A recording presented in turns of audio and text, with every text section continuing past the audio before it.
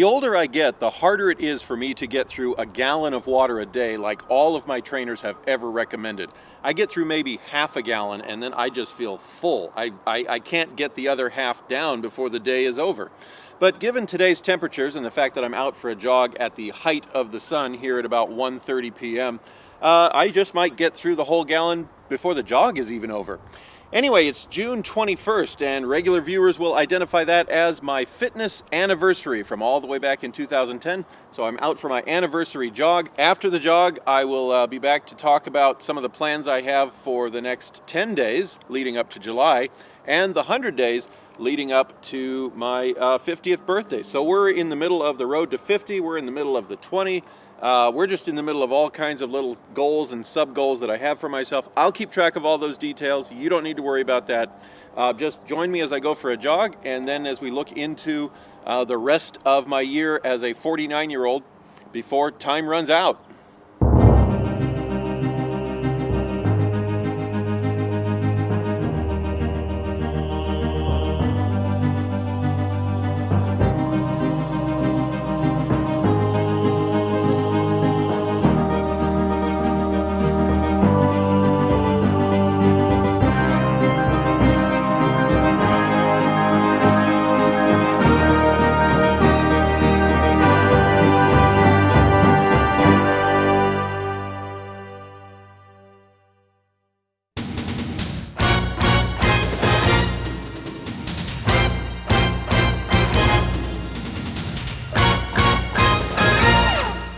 In the opener of this episode, I said I would talk about the 10 remaining days in June, June 21st to June 30th, and then look at plans for the other 90 days leading up to my birthday. Now that the 10 days in June have passed, I can say that so little happened in those days, at least so little that was fitness related, there really isn't much to talk about. I want to talk about this annual jog I do, this fitness anniversary. I've talked about it before all the way back in episode 1, and I reference it every now and then.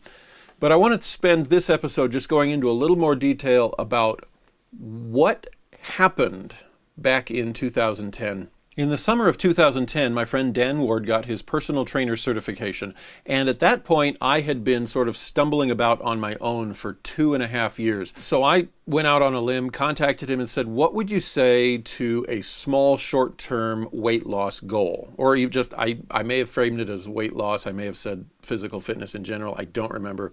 But he said sure. I set a 100-day goal, nice round number. We started meeting and it kind of looked like this.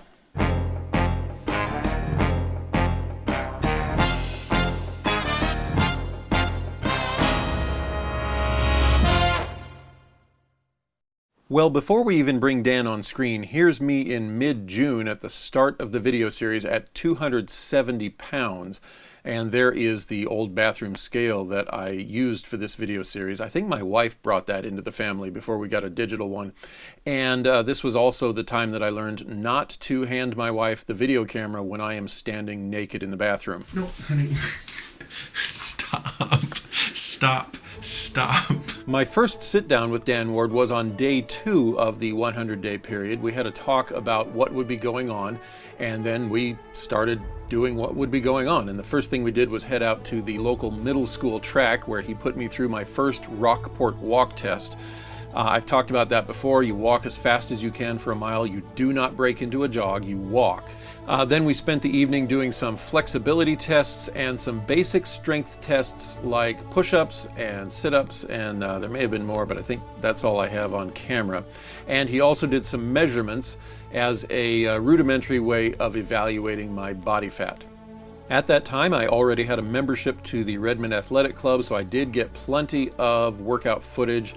Dan took some very specific measurements for the purpose of calculating my body fat, but just out of curiosity, just for fun, I wanted to know the size of my muscles. So I had my friend Bradley Barrett do a full body measurement. Bradley at this point had already been a competitive teenage bodybuilder, so he knew all of the proper ways to measure. We had a long talk about all the foods to eat and things like that. But he did me this favor and just enabled me to see what I was starting with so that then I could evaluate later to see how I had grown or not. I totally forgot that all the way back in 2010 was the very first time I did a full body evaluation, close-ups of my various muscle groups. It was a stunning shock to the system. I can't believe I posted this stuff online back then, but in 2010 I was starting to gain interest in actually, maybe, possibly someday competing in a bodybuilding competition. And so I had Bradley come back and run me through the typical standard poses of a bodybuilding competition. I made 2 whole episodes about that for my 2010 series. I haven't totally given up on that dream, though I think it might be becoming more and more unrealistic between my family life, work, and just where I am at my age.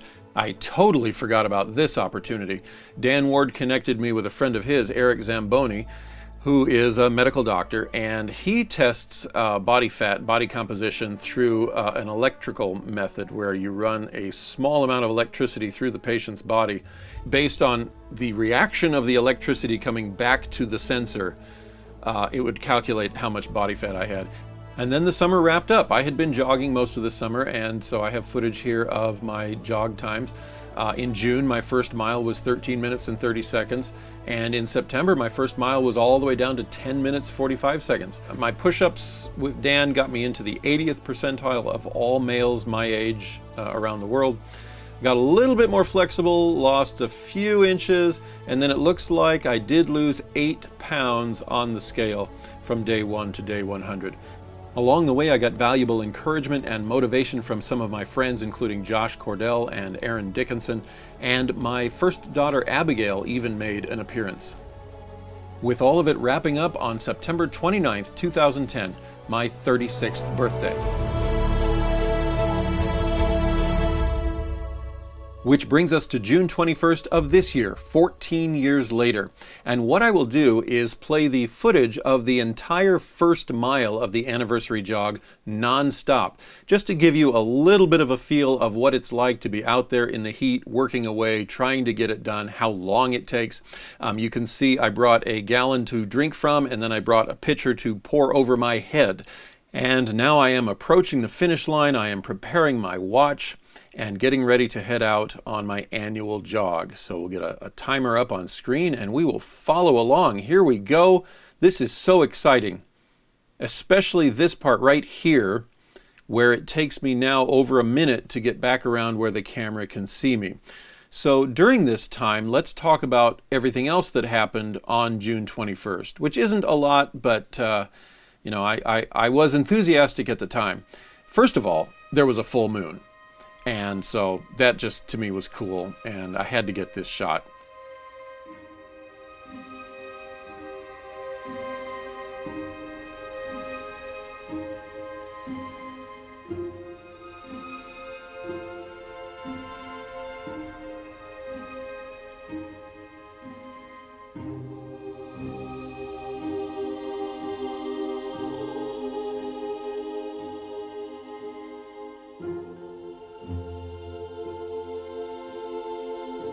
I am somewhere about the halfway point of the first lap, so I've gone about 1/8 of a mile at this point, and we'll get the moon off the screen there. And nope, I am not visible yet.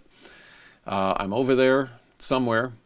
I'm reaching the end of the first straightaway. I do the first curve, then the first straightaway, then we've got the second curve and the second straightaway. And there I am, coming in around the second curve.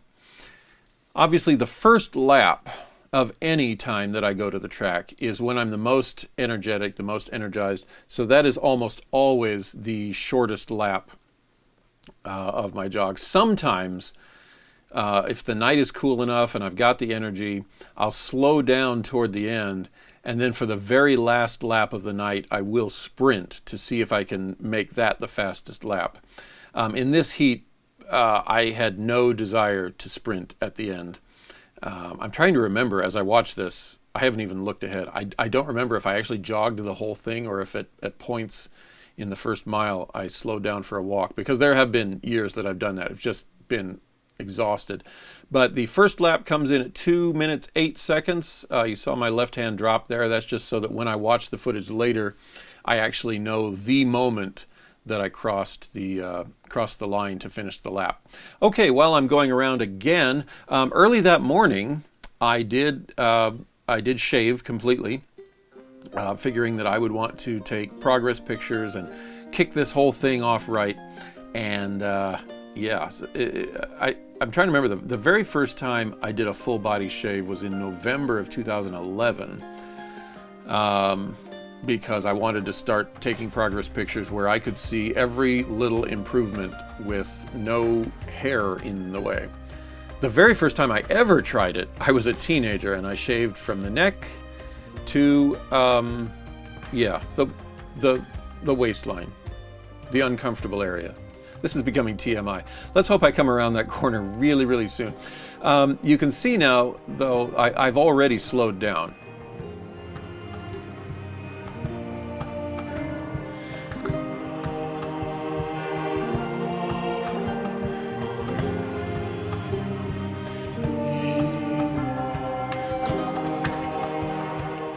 If 2:08 was the first one, then 1:04 was the first, eighth of a lap, 2:08. 3:12 should have been where I was 3/8 of a mile, and we should have seen me long before when I came around this time. So 2:08 times 2 would be 4:16. I am not going to make 4:16 here at all. So I've definitely slowed down.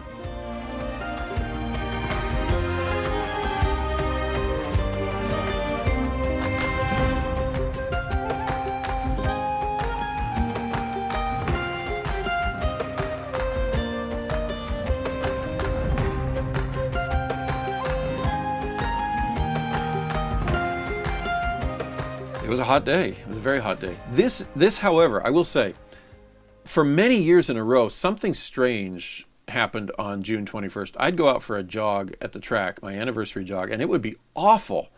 My time would just be pathetic.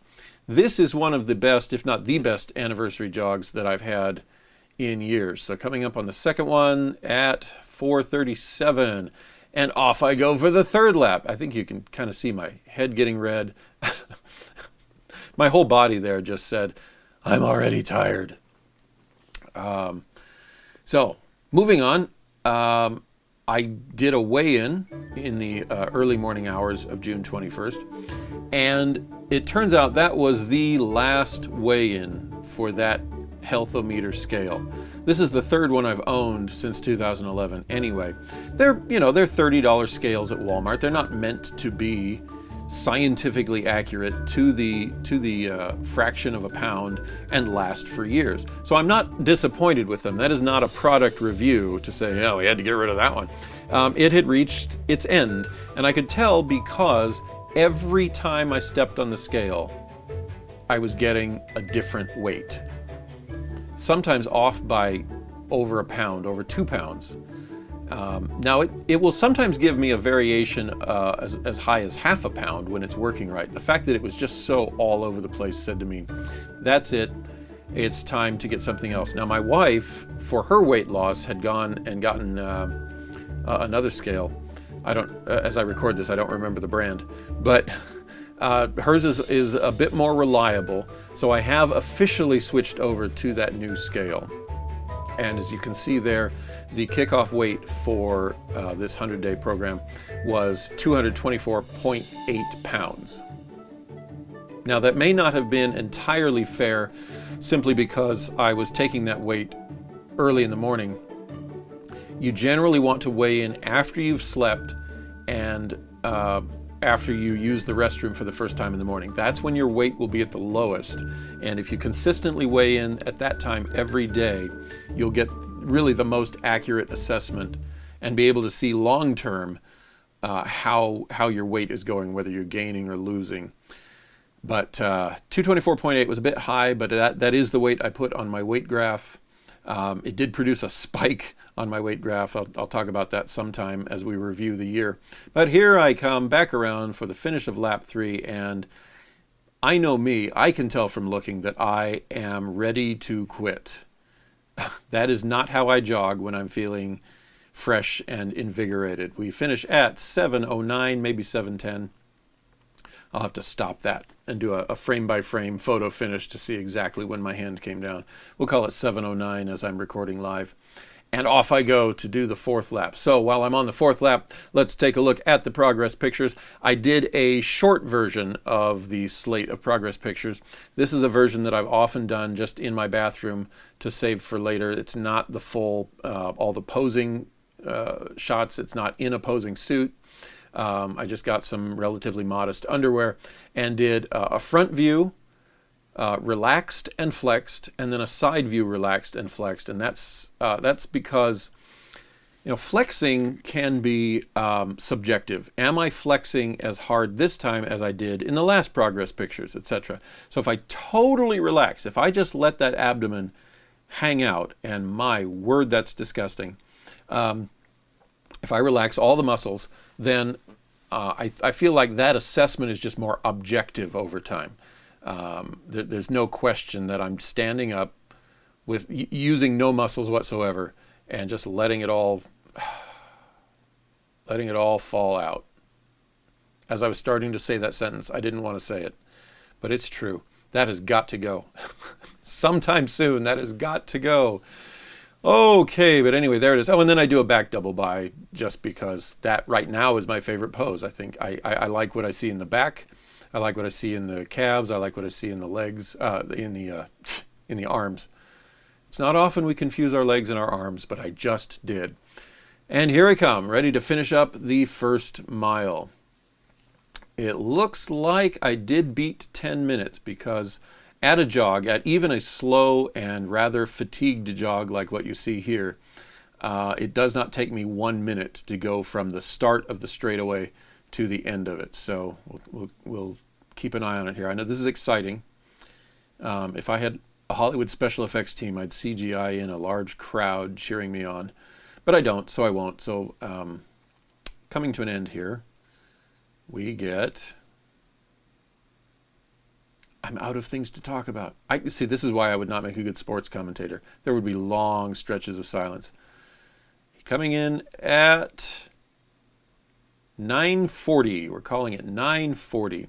And looking there at the way I instantly stopped jogging, I'm trying to glance ahead here. It looks like I probably did a lot of walking after that because, my goodness, it was miserable.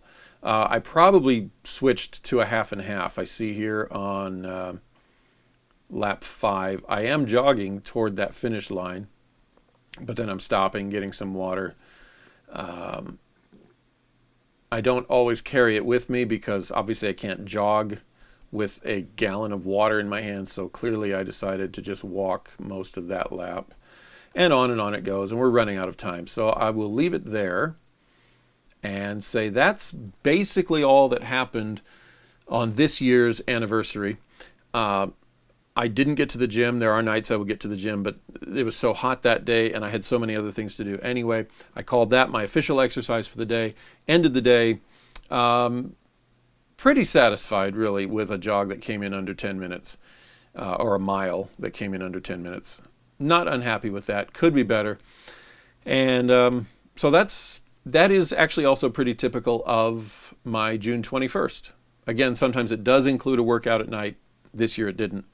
But that's what I do. And we are now 30 some odd days into the 100-day countdown.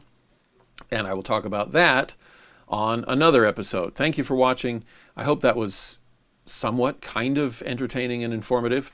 We'll see what Daniel Bronovitsky can do with that for the shorts on my YouTube channel, whatever. Gotta go. See you next time.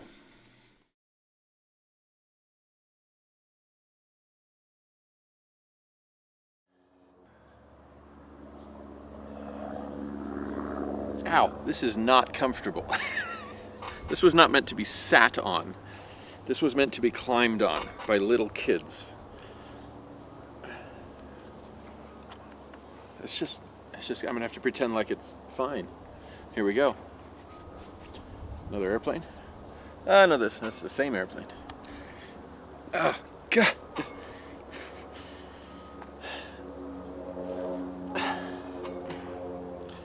A big set of glutes was not meant to sit on a rope